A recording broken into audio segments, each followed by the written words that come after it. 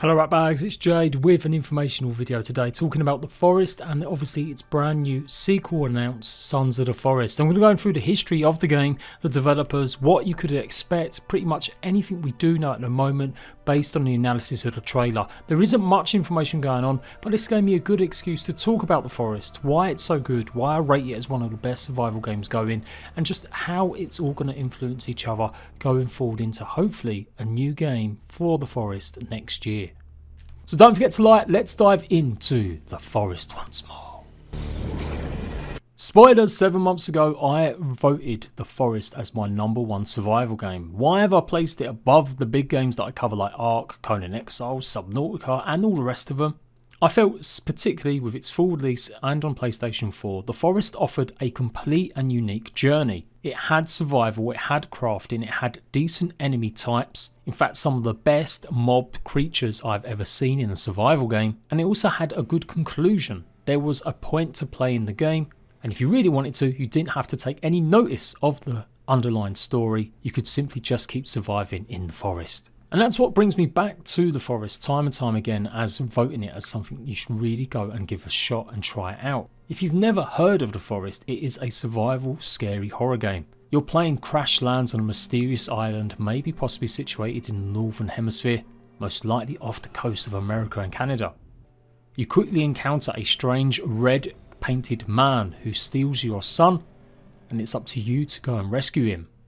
Along the way you'll come across various different types of mutant humanoids, and these guys are cannibals. Not only will you come across these guys, but you'll also run into a whole host of other scary mutated creatures, delving and diving into deep caves, looking for remnants, equipment and schematics to help you progress further. The Forest provides the usual survival tropes like hunger and water, and environmental effects like weather. Base building is there as well, but it has a real purpose, as periodically you may be attacked by the inhabitants of this strange island. As you progress deeper into the game, you start unlocking more and more of the history and how these mutants came to be. Spoilers, literally fast forward 15 seconds. You eventually uncover that it's been going on for hundreds, maybe even thousands of years of life being mutated by magical artifacts. Modern day scientists discover this and try to harness its power for rejuvenating and life-giving abilities. The one huge power was that you could bring back people from the dead, but it did require a sacrifice.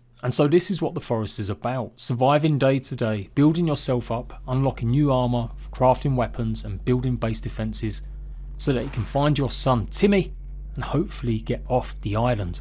Starting out life in 2013 as an alpha and going into early access in 2014, the game has sold well over 5 million copies on PC and maybe even 1 million copies on the PlayStation 4. A quick side note for Xbox fans still waiting for hope that this game's going to be coming. Quite an old interview, and I've covered this in previous videos in the past. Sony had first contacted us back when the initial trailer for the game was released. We were able to build up a really good relationship with them, and knowing that as a small team we would only be able to focus on one console at a time, being exclusive for a short period of time made sense.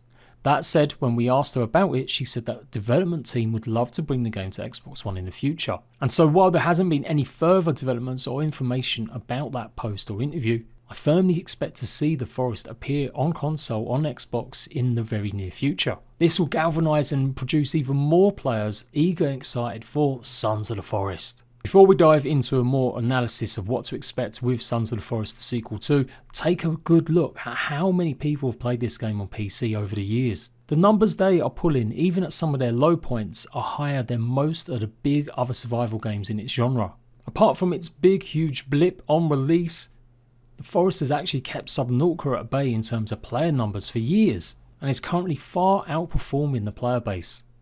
I'm not saying one game's better than the other, I'm just simply stating that considering these games have got quite a lot of similarities, how one of them can do very well against the other.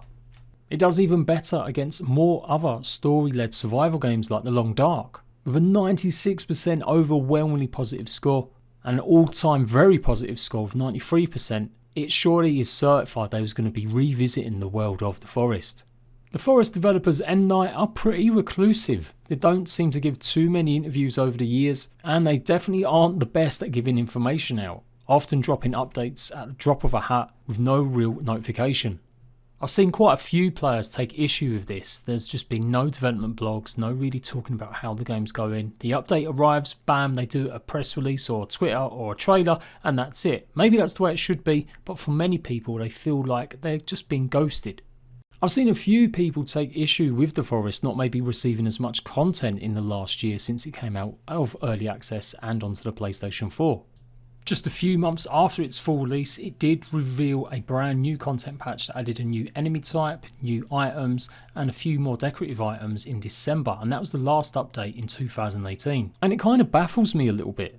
The Forest came out at $19.99, a pretty cheap price for a survival game compared to the rest of them. It's got co-op action on it as well, a full complete story from beginning to end. There is a tale that you can follow, or you can simply just play in many different ways. Freedom mode with no threat of their mutants, just learning how to survive and craft and get to grips with the game. Different difficulties, and if you complete the game, you unlock creative mode and horde mode. Maybe it's time they just added them two modes as an option straight off the bat. Unlike other games that have seen lots of updates come and go, many of them other games have had to do that because it simply was part of their Kickstarter goals, or they've spent so long in early access, it just seems like they're giving lots of good free content, but really it should be part of their game as they go towards completion. Sure, it would be nice if the game could receive more content and updates, but we've all seen what happens with games that have spent way too long focusing on that kind of stuff. It ends up breaking the game more. Look at Ark Survival Evolved, look at Conan Exiles and DayZ. Very much different games, but all games that have received huge content even after release, where the game just simply doesn't seem to be able to cope with it. So it's probably for the best they decided to go straight out there and work on a sequel rather than just DLC. It means they can use all the features from a brand new upgraded engine and maybe try some new experimentation out. So the Sons of the Forest opens up in much the same way. People are alluding that the character here with the tattoo fight demons is in fact young old Timmy grown up. Now there are multiple endings to the Forest, so depending on what ending you got, it may affect your view on whether or not this character is Timmy. But nevertheless, you don't get much of a look at him because the helicopter is obviously taken down by a cannibal. What's interesting here is the way that the characters are fully dressed in combat gear. They seem to all have weapons, and so this may make a bit of a departure from the more sort of primordial weapons we're used to seeing in the Forest. And this could be good and bad. I'd love there to be more choice and variety in the different types of things you can craft and make if there is another survival sandbox style game. But equally, if it's a bit OP with guns and bullets and stuff, it's going to probably detract a little bit from the scary nature.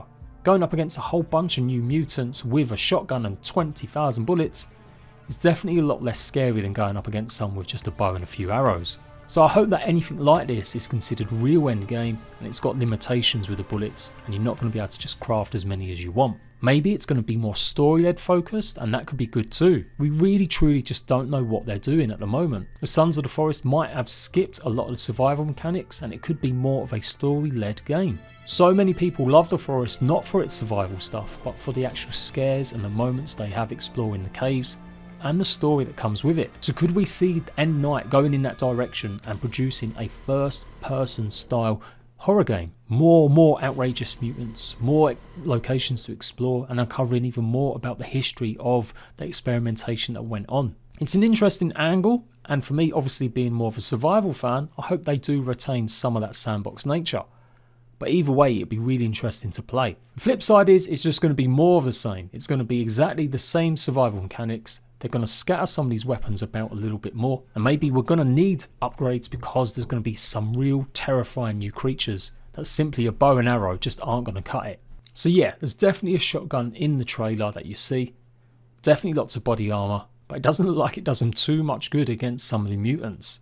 You can get things like chainsaws in the original Forest and more upgraded weapons, and you can find yourself a proper axe and a proper crossbow, like a combat one, but nevertheless I still think a departure too far away might make the game less exciting or less scary. The mutants seem to have got a lot more detail about them, and some of them have had big changes like the closed eyes, and with the Virginia character, the female mutant you see with the multiple legs and arms, she looks very much more defined and much more feminine, i.e. she hasn't got skin dropping off her face. So I'm excited about what's going to happen. It's strange though that there is absolutely no press release that's come forward with it. I'm a member of quite a few associations that give information out, and I can find absolute zilch about what's happening with End Night and Sons of the Forest. We could be years away. They may not do early access, they may go straight to full release. Judging by the amount of sales, it looks like they're probably in a healthy position, and maybe they don't view early access as much needed. But 5 million sales definitely doesn't always contribute to $5 million. Take into account the cost of porting the game over, they implemented a VR version of the game as well, the long years it spent in early access, and a lot of the sales were probably generated through actually being on sale on Steam, and you can clearly see that maybe they will need to reuse the early access period again. Again, that's going to be a double-edged sword. During its early access life, there were some periods where people questioned what was happening with the game, as it went long stretches without anything. As a developer, you want to see them progress and grow, and that means not just making new games or experimenting and trying stuff, but also how they communicate with player base too. So I really hope we do start seeing some more information about Sons of the Forest. I'm absolutely intrigued to see what happens. I'm going to be revisiting the Forest itself very soon. Let me know how hyped you are for this game, if it's the first time you've ever heard of the series completely, and if I get any news about it coming to the Xbox in future, again, I'll be letting you know straight away. The Forest, Sons of the Forest, has got me excited, and I can't wait to hopefully get more about this in 2020.